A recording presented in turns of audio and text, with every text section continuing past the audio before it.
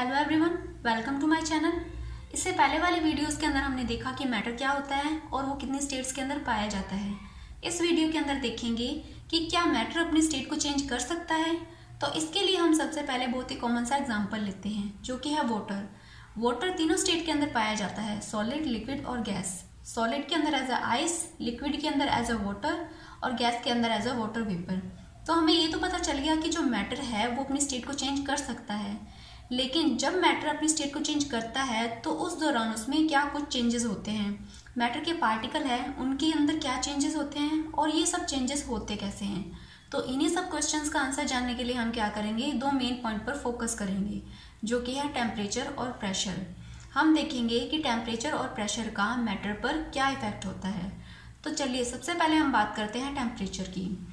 देखिए इसके लिए हम क्या करेंगे, एक एक्टिविटी परफॉर्म करेंगे। जैसे कि आपको अपनी स्क्रीन पर दिखाई दे रहा होगा, हम एपरेटस को कुछ इस तरीके से अरेंज कर देंगे। फिर क्या करेंगे, हम बीकर के अंदर आइस लेंगे, उसके बाद में उसे बर्नर पर रखकर ऑन कर देंगे। अब हम देखते हैं जो आइस है वो धीरे धीरे क्या होती है, लिक्विड के अंदर कन्वर्ट होना शुरू हो जाती है और एक टाइम के बाद में क्या होता है, आइस कंप्लीटली वाटर के अंदर चेंज हो जाती है। तो हम ये देखा कि जो सॉलिड यानी कि जो आइस है वो लिक्विड स्टेट यानी कि जो वाटर के अंदर चेंज हो जाती है। लेकिन जब ये चेंज होती है तो उस दौरान जो मैटर है उसके जो पार्टिकल है उसमें क्या चेंजेस आते हैं। तो देखिए होता क्या है, टेम्परेचर के अंदर जब हम क्या करते हैं, सॉलिड को टेम्परेचर देते हैं तो उसके जो पार्टिकल होते हैं उनके अंदर क्या होती है, जो काइनेटिक एनर्जी वो इंक्रीज हो जाती है।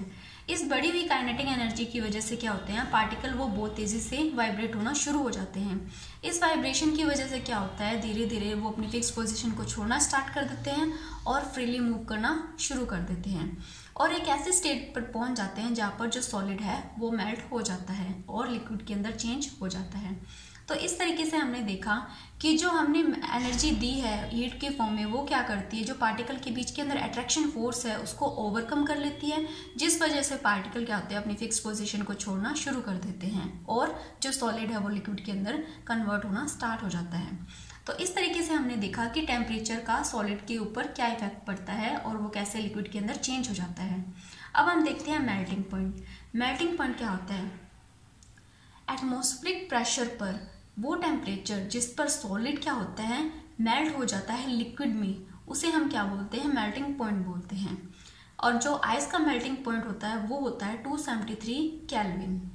और वो प्रोसेस जिसके द्वारा कोई सॉलिड वो लिक्विड के अंदर चेंज हो रहा है उसे हम क्या बोलते हैं, फ्यूजन बोलते हैं। तो हमने क्या देखा अभी कि जो टेम्परेचर का सॉलिड पर क्या इफेक्ट होता है। तो एक बार फिर से देख लेते हैं। टेम्परेचर जब हम देते हैं सॉलिड को तो उसके पार्टिकल के अंदर क्या होता है, काइनेटिक एनर्जी इंक्रीज हो जाती है। इससे क्या होता है, पार्टिकल वाइब्रेशन स्टार्ट कर देते हैं और फ्रीली मूव होना स्टार्ट हो जाता है, जिसकी वजह से मेल्ट हो जाता है सॉलिड और लिक्विड स्टेट के अंदर चेंज हो जाता है। मेल्टिंग पॉइंट क्या होता है, वो टेम्परेचर जिस पे कोई सॉलिड मेल्ट होकर लिक्विड के अंदर चेंज हो जाता है। और फ्यूजन क्या होती है, फ्यूजन वो प्रोसेस होती है जिसके द्वारा कोई सॉलिड है वो लिक्विड के अंदर चेंज हो जाता है। तो ये तो हमने बात कर ली सॉलिड की। अब एक चीज़ देखिए, जो मेल्टिंग पॉइंट है वो क्या इंडिकेट करता है, मेल्टिंग पॉइंट इंडिकेट करता है कि पार्टिकल, जो भी पार्टिकल है सॉलिड के, उनके बीच के अंदर जो अट्रैक्शन फोर्स है वो कितने स्ट्रॉन्ग है, उनकी स्ट्रेंथ कितनी ज़्यादा है। क्योंकि हम देखते हैं जितने ज़्यादा स्ट्रॉन्ग पार्टिकल के अट्रैक्शन होंगे, उनके बीच के अट्रैक्शन होंगे, उतने ही स्ट्रॉन्ग क्या होंगे, उनके बॉन्ड होंगे और उतनी ही ज़्यादा हमें क्या करेगी, उन बॉन्ड को ब्रेक करने के लिए एनर्जी देनी पड़ेगी, मतलब टेम्परेचर ज़्यादा देना पड़ेगा और उतना ही ज़्यादा क्या होगा, मेल्टिंग पॉइंट भी हाई होगा। तो इस वजह से हम कह सकते हैं कि जो मेल्टिंग पॉइंट है वो क्या इंडिकेट करता है कि जो पार्टिकल के बीच के अंदर अट्रैक्शन फोर्सेज है वो कितने स्ट्रॉन्ग है। अब हमने मेल्टिंग वाले एक्सपेरिमेंट में क्या ऑब्जर्व किया कि हम देखते हैं जब हम मेल्टिंग पॉइंट पर पहुंच जाते हैं उसके बाद में भी जो सिस्टम का टेम्परेचर है वो चेंज नहीं होता जब तक कि सारी आइस मेल्ट नहीं हो जाती। इवन तब भी अगर हम बीकर को कंटिन्यूसली हीट दें तो भी, अगर हम कंटिन्यूसली बीकर को हीट दे रहे हैं तो टेम्परेचर है वो इंक्रीज होना चाहिए बीकर का, लेकिन ऐसे नहीं होता। तो आखिर ये हीट जाती कहाँ पर है, तो इस हीट का यूज़ किया जाता है आइस के द्वारा। मतलब आइस क्या करती है, आइस इस हीट एनर्जी को एब्जॉर्ब कर लेती है और जिसका यूज़ पार्टिकल के बीच के अंदर जो अट्रैक्शन फोर्स है उसको ओवरकम करने में यूज़ किया जाता है। इसलिए इसी वजह से क्या होता है कि जो टेम्परेचर है वो हमें राइज होता हुआ नहीं दिखाई देता और टेम्परेचर जैसे है वैसे के वैसे बना रहता है। इसलिए हम कह सकते हैं कि जो ये हीट है वो किसके द्वारा एब्जॉर्ब कर ली जाती है, आइस के द्वारा। और ये क्या होती है, बीकर का जो कंटेंट है उसके अंदर हिडन फॉर्म में प्रेजेंट होती है, इसलिए इसे बोलते हैं लेटेंट हीट, क्योंकि लेटेंट का मतलब होता है हिडन, छुपा हुआ। इस तरीके से अगर हम देखें कि लेटेंट हीट ऑफ फ्यूजन की क्या डेफिनेशन होगी, तो इसका मतलब है कि 1 किलोग्राम सॉलिड को लिक्विड के अंदर चेंज करने के लिए उसके मेल्टिंग पॉइंट पर एटमॉस्फेरिक प्रेशर पर जितनी हीट एनर्जी की रिक्वायरमेंट होगी उसे हम लेटेंट हीट ऑफ फ्यूजन कहते हैं। इसी लेटेंट हीट ऑफ फ्यूजन की वजह से क्या होता है, जो वाटर के पार्टिकल होते हैं उनके अंदर ज़्यादा एनर्जी होती है as compare to ice particle at same temperature. अगर हम दोनों पार्टिकल को सेम टेम्परेचर पर रखें तो क्या होगा, जो वाटर के पार्टिकल है उनकी एनर्जी होगी वो बहुत ज़्यादा हाई होगी। तो अब तक हमने देखा कि कैसे एक सॉलिड है वो लिक्विड के अंदर चेंज होता है। अब हम देखते हैं कि कैसे एक लिक्विड स्टेट गैसेस स्टेट के अंदर चेंज होती है। तो इसके लिए हम सबसे पहले एक एक्टिविटी देखते हैं। जैसा कि आपको अपनी स्क्रीन पर दिखाई दे रहा है, हम कुछ इस तरीके से एपरेटस को अरेंज कर लेंगे। इसके अंदर जो बीकर है उसमें वाटर डाल लेंगे और उस वाटर को बर्नर पर लाकर और बर्नर को ऑन कर देंगे। आप देखेंगे कि थोड़े टाइम बाद में वाटर है वो बॉईल होना स्टार्ट हो जाता है और वेपर फेज के अंदर चेंज होना स्टार्ट हो जाता है। तो एक्चुअल में इसमें होता क्या है, देखिए हमने क्या किया, हमने वाटर को हीट दिया। इस हीट की वजह से वाटर के जो पार्टिकल है वो बहुत तेज़ी से मूव करना स्टार्ट कर देते हैं और एक पॉइंट पर जाकर इतनी एनर्जी गेन कर लेते हैं कि जितने भी इनके बीच के अंदर अट्रैक्शन फोर्सेस ऑफ अट्रैक्शन है उन सभी को ब्रेक कर देते हैं, जिसकी वजह से क्या होती है, ये वेपर फेज यानी गैसेस स्टेट के अंदर चेंज हो जाते हैं। तो इस तरीके से हम देखते हैं कि कैसे एक वाटर है वो गैसेस स्टेट के अंदर या फिर वाटर वेपर के अंदर चेंज हो रहा है। अब यहाँ पर देखते हैं कि बॉइलिंग पॉइंट क्या है। बॉइलिंग पॉइंट वो टेम्परेचर होता है जिस पर कोई भी लिक्विड है वो बॉयल होना स्टार्ट हो जाता है। अगर हम वाटर के कंटेक्स्ट में देखें तो वाटर का जो बॉइलिंग पॉइंट होता है वो होता है 373 केल्विन। अब हम देखते हैं लेटेंट हीट ऑफ वेपराइजेशन। जैसे हमने सॉलिड टू लिक्विड जब चेंज हो रहा था मैटर, तब हमने देखा था कि लेटेंट हीट ऑफ फ्यूजन था, सेम वैसे ही होता है लेटेंट हीट ऑफ वेपराइजेशन।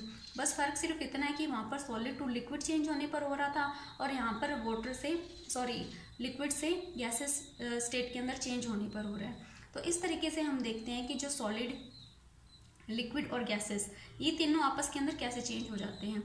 और हाँ, जो लेटेंट हीट होती है वेपराइजेशन, इसकी वजह से क्या होता है कि जो स्टीम होती है, वाटर की जो स्टीम होती है वो ज़्यादा हाई एनर्जी की होती है एज कम्पेयर टू वाटर। किसकी वजह से, लेटेंट हीट ऑफ वेपराइजेशन की वजह से। तो इस तरीके से हम देखते हैं कि हम अगर सॉलिड को हीट करें तो वो लिक्विड में चेंज हो जाता है और लिक्विड को हीट करने पर वो गैसेस स्टेट के अंदर चेंज हो जाता है। सेम इसका रिवर्स होता है कूल करने पर। जब गैसेस स्टेट को कूल किया जाता है तो लिक्विड में चेंज होता है और जब लिक्विड को कूल किया जाता है तो वो सॉलिड के अंदर चेंज हो जाता है। ये तो थी एक जनरल आउटलाइन। लेकिन अगर हम देखें कि कुछ सब्सटेंस ऐसे होते हैं जो सॉलिड से लिक्विड के अंदर चेंज ना होकर डायरेक्ट गैसेस स्टेट के अंदर चेंज हो जाते हैं। जैसे कि एग्जांपल के लिए हम देखते हैं कैम्फर और अमोनियम क्लोराइड। तो हम इसके लिए एक एक्टिविटी करते हैं। हमने क्या किया, एक चाइना डिश ली, उसके अंदर अमोनियम क्लोराइड लिया, इसको क्रश किया, रखा और इसको क्या किया, चाइना डिश को बर्नर पर रख दिया। अब इस चाइना डिश पर हमने क्या किया, इन्वर्टेड फनल रख दिया जिसका जो माउथ है वो कॉटन प्लग से क्लोज कर दिया। अब हम देखेंगे कि जैसे ही हम इसको हीट देते हैं ये जो अमोनियम क्लोराइड है वो वेपर के अंदर चेंज होना स्टार्ट हो जाता है। तो इस तरीके से हम कह सकते हैं कि वो प्रोसेस जिसके अंदर सॉलिड है वो डायरेक्ट गैसेस स्टेट के अंदर चेंज होता है, तो इस प्रोसेस को हम बोलते हैं सब्लिमेशन। तो ये तो सारा था इफेक्ट कि मैटर पर टेम्परेचर का क्या इफेक्ट पड़ता है। अब हम देखते हैं कि मैटर पर प्रेशर का क्या इफेक्ट पड़ता है। इसके लिए हम क्या देखते हैं, जो गैसेस है उसको अगर हम लिक्विफाइड करना चाहें या लिक्विड स्टेट के अंदर चेंज करना चाहें तो उसके लिए हमें क्या करना होगा, इसके लिए हमें प्रेशर को इंक्रीज करना होगा और टेम्परेचर को डिक्रीज करना होगा, जिसकी वजह से हम क्या कर सकते हैं, गैसेस को लिक्विफाई कर सकते हैं। एग्जाम्पल के लिए देखते हैं सॉलिड कार्बन डाइऑक्साइड, जिसे हम ड्राई आइस भी बोलते हैं। अब सॉलिड कार्बन डाइऑक्साइड को क्या है, हम बहुत ही हाई प्रेशर के अंदर रखते हैं, क्योंकि अगर हम इसका एक एटमॉस्फेरिक टेम्परेचर भी अगर हम चेंज करते हैं तो ये क्या है, वेपर के अंदर चेंज हो जाती है, इसलिए इसे क्या बोलते हैं, ड्राई आइस बोलते हैं। तो अब हमने देखा कि जो प्रोसेस है वो क्या है कि सॉलिड के अंदर जब सॉलिड स्टेट लिक्विड के अंदर चेंज होगी तो उस प्रोसेस को बोलेंगे फ्यूजन। जब लिक्विड स्टेट सॉलिड के अंदर चेंज होती है तो हम उसको बोलते हैं सॉलिडिफिकेशन। जब लिक्विड गैस के अंदर चेंज होती है तो हम उसको वेपराइजेशन बोलते हैं, और जब गैस लिक्विड के अंदर चेंज होती है तो हम उसे कंडेंसेशन बोलते हैं। जब सॉलिड से गैस या फिर गैस से सॉलिड में चेंज किया होता है तो हम उसे सब्लिमेशन बोलते हैं। तो इस तरीके से हम कह सकते हैं कि टेम्परेचर और प्रेशर है वो डिसाइड करते हैं कि सब्सटेंस की स्टेट क्या होगी, क्या वो सॉलिड होगा, लिक्विड होगा या फिर गैसेस होगा। तो इस तरीके से हमने देखा कि कैसे टेम्परेचर और प्रेशर है मैटर की स्टेट को इफेक्ट करते हैं। लेकिन क्या हमेशा ही मैटर को एक स्टेट से दूसरी स्टेट के अंदर चेंज होने के लिए किसी हीट या फिर प्रेशर की ज़रूरत होती है? तो इसके लिए हम एक कॉमन एग्जांपल देखते हैं। मान लीजिए आपने क्या किया, एक बाउल लिया, उसके अंदर वाटर डाला, उसको थोड़ी देर के लिए खुले में ऐसे ही छोड़ दिया। अब आप क्या ऑब्जर्व करेंगे कि वाटर है वो वेपर के अंदर चेंज हो रहा है। अब इसके अंदर हमने ना तो उस वाटर को कोई भी बॉइलिंग पॉइंट तक टेम्परेचर दिया, ना ही बाहर से कोई एक्सटर्नल प्रेशर अप्लाई किया, लेकिन उसके बावजूद भी क्या है, वो लिक्विड है, वेपर के अंदर चेंज हो रहा है। तो ये किस वजह से होता है? ये होता है इवेपोरेशन की वजह से। तो इवेपोरेशन क्या है? इवेपोरेशन एक फिनोमिना है जिसके अंदर लिक्विड अपने बॉइलिंग पॉइंट से नीचे किसी भी टेम्परेचर पर वेपर के अंदर चेंज हो जाता है। एग्जाम्पल के लिए जैसे गीले कपड़ों का सूखना, ये भी क्या है, इवेपोरेशन की वजह से होता है। अब हमने देखा कि इवेपोरेशन होता क्या है। अब हम देखते हैं कि एक्चुअल में मैटर के जो पार्टिकल है उनके लेवल पर इवेपोरेशन के अंदर क्या कुछ चलता है। अब देखिए होता क्या है, जो मैटर के पार्टिकल होते हैं वो हमेशा मूविंग स्टेट में रहते हैं, वो कभी भी रेस्ट पर नहीं होते। तो एक गिवन टेम्परेचर पर चाहे वो गैस हो, लिक्विड हो, सॉलिड हो, उनके जो पार्टिकल होते हैं उनके अंदर डिफरेंट अमाउंट के अंदर काइनेटिक एनर्जी प्रेजेंट होती है, जिसकी वजह से वो मूविंग स्टेट के अंदर रहते हैं। अगर हम लिक्विड की बात करें तो जो सरफेस पर पार्टिकल होते हैं लिक्विड के, उनके अंदर ज़्यादा काइनेटिक एनर्जी होती है as compare to inner particle, जिसकी वजह से वो एबल होते हैं कि जितने भी फोर्स ऑफ अट्रैक्शन है वो उनको ब्रेक कर सके और वेपर के अंदर चेंज हो सके। इस वजह से क्या है, हम देखते हैं कि इवेपोरेशन की वजह से जो लिक्विड है वो बॉइलिंग पॉइंट तक पहुंचे बिना भी वेपर के अंदर चेंज हो जाता है। तो ये तो बात कर ली हमने इवेपोरेशन की।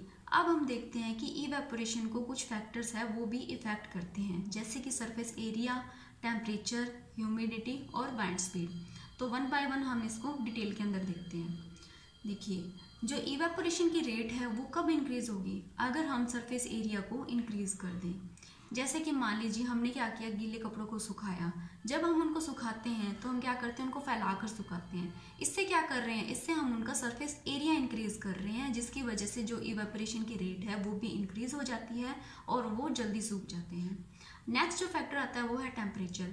जब हम टेम्परेचर को इंक्रीज करते हैं तो पार्टिकल के अंदर क्या होती है, जो काइनेटिक एनर्जी होती है वो और ज़्यादा उनको मिलती है, जिसकी वजह से वो जल्दी से वेपर स्टेट के अंदर चेंज हो जाते हैं। और नेक्स्ट फैक्टर ह्यूमिडिटी। ह्यूमिडिटी क्या होती है, जो भी हमारे आसपास की जो एयर होती है उसके अंदर वो कितनी अमाउंट में वाटर वेपर को होल्ड करके रख सकती है, इसको हम ह्यूमिडिटी बोलते हैं। अगर ह्यूमिडिटी ज़्यादा होगी तो ऑलरेडी उसके अंदर वाटर वेपर की अमाउंट है वो ज़्यादा है, इस वजह से क्या होगा, जो इवेपोरेशन की रेट होगी वो डिक्रीज हो जाएगी। नेक्स्ट फैक्टर है वाइंड स्पीड। हमने जनरली देखा है कि जब फुल तेज़ हवा चलती है तो क्या होता है कि जो कपड़े हैं वो बहुत जल्दी सूख जाते हैं। ये वाइंड क्या करती है, वाइंड अपने साथ में उस एरिया की वाटर वेपर को ले जाती है, जिसकी वजह से क्या है, वहाँ पर वाटर वेपर डिक्रीज हो जाती है और इवेपोरेशन की जो रेट है वो इंक्रीज हो जाती है। तो ये थे कुछ फैक्टर जो इवेपोरेशन की रेट को इफेक्ट करते हैं। अब हम क्या देखेंगे, how does evaporation cause cooling, कि इवेपोरेशन कैसे कूलिंग कॉज करता है। तो इस दौरान क्या होता है, जब इवेपोरेशन होता है तो पार्टिकल होते हैं जो लिक्विड के, वो एनर्जी को लॉस कर रहे होते हैं और इसी एनर्जी लॉस की भरपाई के लिए बाद में क्या करते हैं, पार्टिकल अपने आसपास का जो एरिया है, अपनी सराउंडिंग्स है, उससे एनर्जी को एब्जॉर्ब करते हैं, रीगेन करते हैं। और जब वो अपने आसपास से एनर्जी को एब्जॉर्ब कर रहे होते हैं तो इस वजह से क्या होता है, जो उनके आसपास की जो सराउंडिंग्स होती है वो ठंडी हो जाती है और हमें कूलिंग इफेक्ट देखने को मिलता है। एग्जाम्पल के लिए देखते हैं एसीटोन। जब हम एसीटोन या फिर नेल पॉलिश रिमूवर को अपने पाम पर रखते हैं तो हमें थोड़ा टाइम बाद में थोड़ी ठंडक फील होती है। ये इसी वजह से होते हैं कि क्योंकि जो एसीटोन के पार्टिकल होते हैं वो अपने हमारे पाम में से या फिर आसपास की जो सराउंडिंग्स है उससे एनर्जी को एब्जॉर्ब कर रहे होते हैं। सेम इसी रीज़न की वजह से क्या होता है, जब बहुत तेज़ गर्मी पड़ती है उस दौरान लोग अपनी छतों पर और जो ग्राउंड्स है उनके अंदर पानी का छिड़काव करते हैं ताकि जो सरफेस है वो ठंडा हो सके। और हम इसके एग्जाम्पल क्या देखते हैं, जैसे कि मान लीजिए समर के अंदर बहुत सारे लोग क्या करते हैं, कॉटन क्लॉथ्स को पहनना प्रेफर करते हैं, क्योंकि हमें पता है जो कॉटन है वो गुड एब्जॉर्बर ऑफ वाटर है, जो कि स्वेट को अच्छे से एब्जॉर्ब करता है और उसको जल्दी से इवेपोरेशन होने के लिए एक्सपोज करता है, जिससे क्या होता है, बॉडी को कूलिंग इफेक्ट मिलता है। और हमने क्या देखा है, हमने देखा है कि मान लीजिए हमने क्या किया, एक ग्लास के अंदर पानी लिया, उसके अंदर बर्फ़ डाली। थोड़े टाइम बाद में हम देखते हैं कि उसके जो बाहर का सरफेस है ग्लास का, उस पर वाटर ड्रॉपलेट्स आकर जमा हो जाती है। तो ये किस वजह से होता है? तो ये होता है कि जब हम क्या करते हैं, वाटर जो वेपर प्रेजेंट होती है एयर के अंदर, उसके कॉन्टैक्ट के अंदर जब वो कोल्ड वाटर ग्लास आता है तो क्या करते हैं, जो वाटर वेपर है वो अपनी एनर्जी को लॉस कर देते हैं और लिक्विड स्टेट में कन्वर्ट हो जाते हैं, जिससे हम उन्हें एज अ वाटर ड्रॉपलेट उस ग्लास पर देख सकते हैं। तो ये था इसी के साथ में क्लास 9th का चैप्टर 1। ये हमने बहुत अच्छे से बहुत डिटेल के अंदर किया। आई होप आपको वीडियो अच्छा लगा होगा। अगर वीडियो अच्छा लगा तो please like share and subscribe कीजिए। Thank you.